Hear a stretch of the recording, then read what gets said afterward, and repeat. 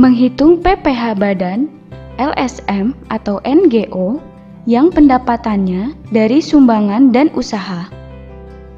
Proses rekonsiliasi fiskal dari laporan keuangan. 1. Gambar sebelah kiri merupakan contoh laporan keuangan LSM B. 2. Laporan keuangan menyajikan penerimaan dan biaya selama 1 tahun, sehingga laporan keuangan menunjukkan surplus sebesar 315 juta rupiah. 3. Walaupun laporan keuangan tersebut menyajikan adanya surplus sebesar 315 juta rupiah, tetapi laporan keuangan ini belum dapat dijadikan dasar untuk menghitung PPh badan. 4. Sesuai dengan UU Nomor 36 Tahun 2008 tentang pajak penghasilan, perhitungan PPh badan harus dihitung dari laba fiskal yang berasal dari penerimaan menurut fiskal dikurangi biaya menurut fiskal. Laba fiskal tidak sama dengan laba atau surplus dari laporan keuangan.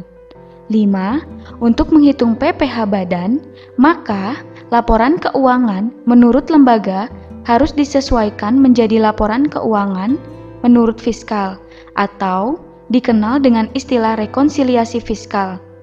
Lihat gambar sebelah kanan. 6. Proses rekonsiliasi fiskal dilakukan dengan cara menyesuaikan penerimaan menurut lembaga menjadi penghasilan objek pajak. Kemudian dilanjutkan dengan menyesuaikan biaya menurut lembaga menjadi biaya menurut fiskal. Selanjutnya, menghitung laba fiskal dari penghasilan objek pajak dikurangi biaya menurut fiskal. Contoh rekonsiliasi fiskal. 1. Terlampir 2 tabel langkah-langkah merekonsiliasi fiskal, yaitu sebelah kiri rekonsiliasi fiskal atas penerimaan menurut laporan keuangan lembaga dan sebelah kanan adalah rekonsiliasi atas biaya menurut lembaga. 2. Mari kita merekonsiliasi penerimaan menurut lembaga menjadi penerimaan menurut fiskal. Penerimaan menurut lembaga direkonsiliasi dengan cara mengklasifikasikan penerimaan ke dalam 4 kategori penerimaan menurut pajak, yaitu A. Penerimaan yang bukan objek pajak, B. Penerimaan yang merupakan objek PPh final, C. Penerimaan yang merupakan objek pajak dan sudah dipotong PPh oleh pihak lain, serta D. Penerimaan yang merupakan objek pajak belum dipotong PPh oleh pihak lain. 3. Dalam contoh laporan keuangan tersebut, A. Grant dan sumbangan adalah penerimaan yang bukan objek pajak. Dengan demikian, penerimaan grant FF dan sumbangan CSR sebesar 470 juta rupiah tidak diakui sebagai penerimaan menurut pajak. B. Penerimaan iuran anggota adalah penerimaan yang merupakan objek pajak. Dengan demikian, iuran anggota sebesar 30 juta rupiah diakui sebagai penerimaan menurut pajak. C. Pendapatan sewa gedung merupakan objek PPh final.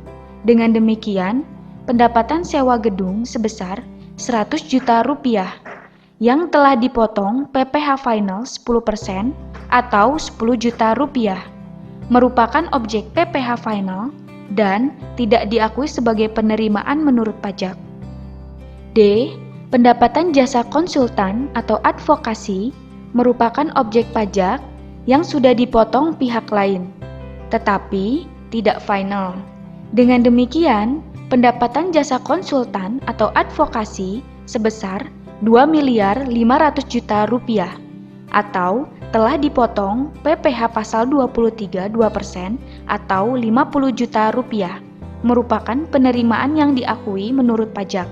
E. Pendapatan bunga bank atau jasa giro adalah penerimaan yang merupakan objek PPh final. Dengan demikian, pendapatan bunga bank atau jasa giro sebesar 15.345.000 rupiah tidak diakui sebagai penerimaan menurut pajak. F.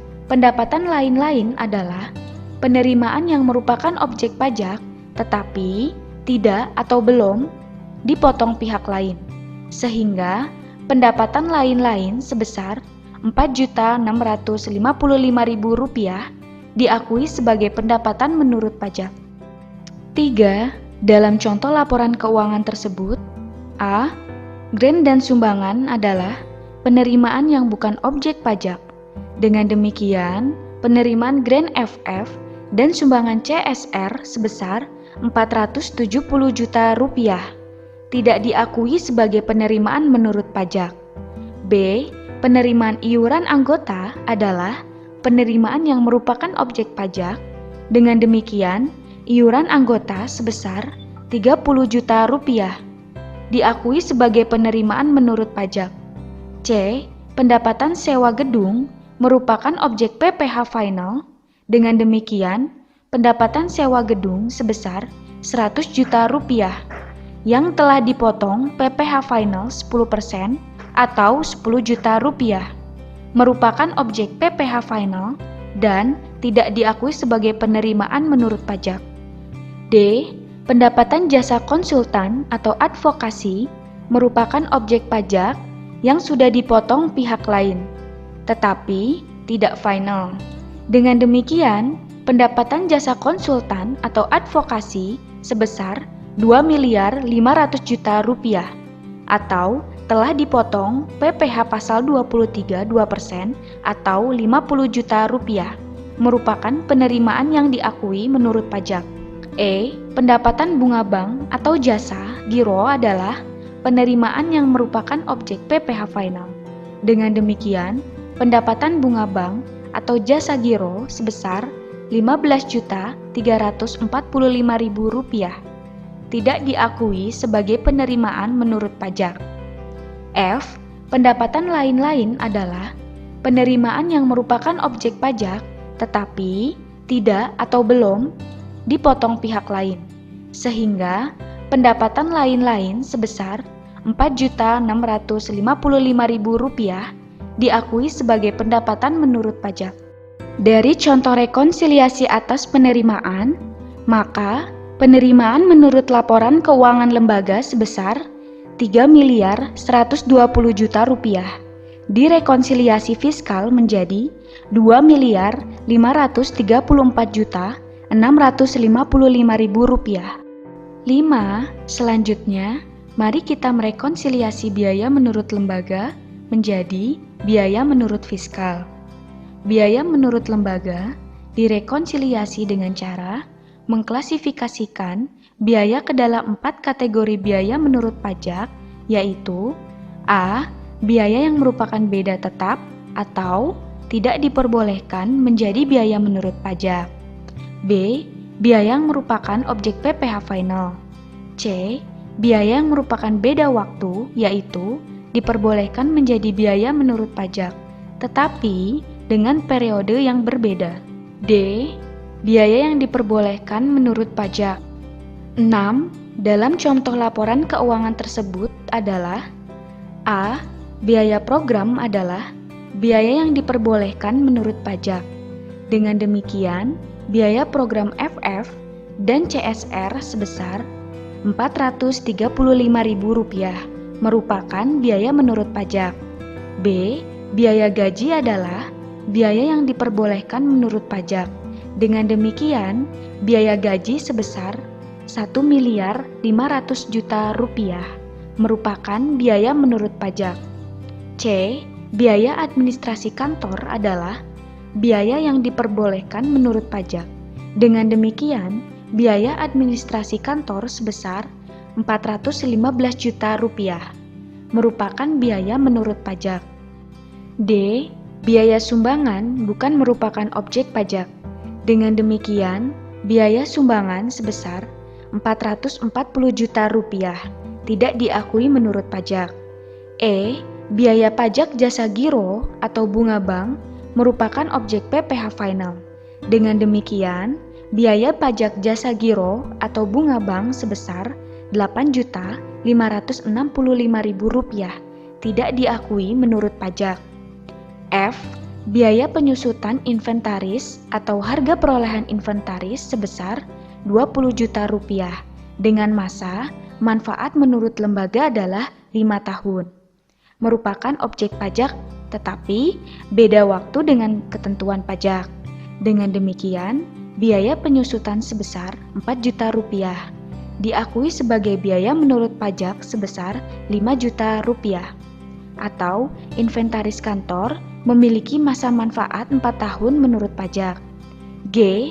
Biaya lain-lain merupakan objek pajak. Dengan demikian, biaya lain-lain sebesar Rp2.435.000 merupakan biaya menurut pajak.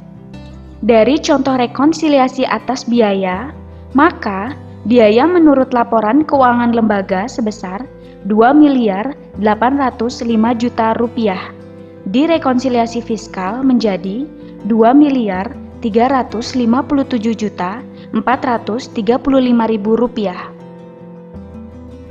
Penghitungan PPh Badan. 1. Dari hasil merekonsiliasi fiskal, laporan keuangan menurut lembaga menjadi laporan keuangan menurut pajak. Maka, kita dapat menghitung PPh Badan yang terutang dan PPh Badan yang harus dibayar. 2. Dari contoh laporan keuangan sebelumnya, diketahui surplus atau sisa dana atau laba menurut perusahaan adalah sebesar Rp315 juta.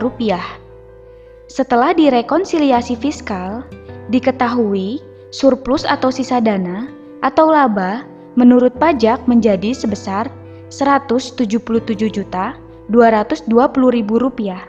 Dengan demikian, setelah rekonsiliasi fiskal, laporan keuangan menurut pajak menunjukkan adanya sisa dana atau surplus, maka PPh Badan harus dihitung.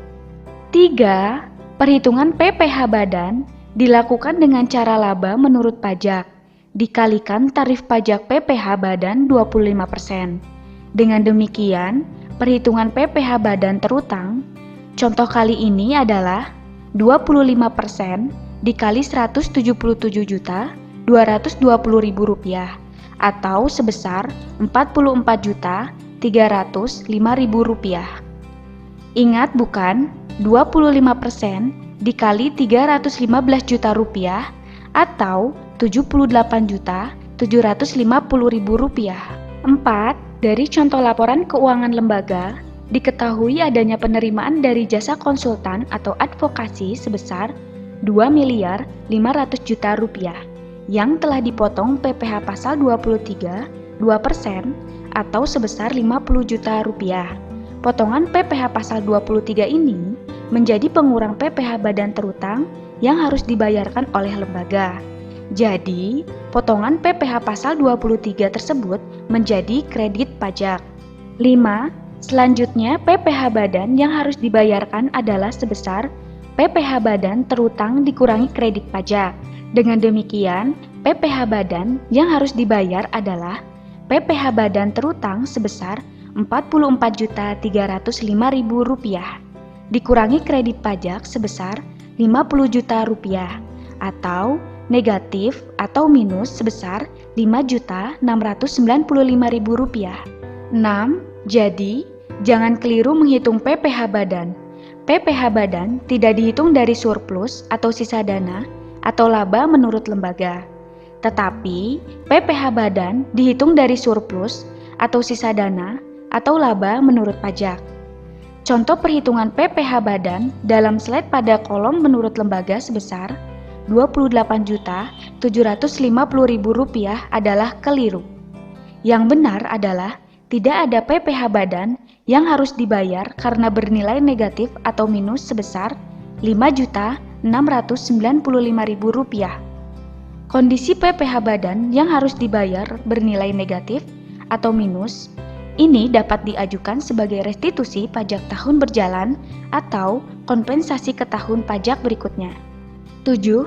Semoga penjelasan perhitungan PPh Badan ini, khususnya bagi LSM atau NGO, yang penerimaannya berasal dari sumbangan atau hibah atau donasi ataupun bantuan dari pihak lain, dan juga penerimaan dari kegiatan usaha yang menghasilkan uang, maka kemungkinan besar PPh Badannya harus bayar atau negatif.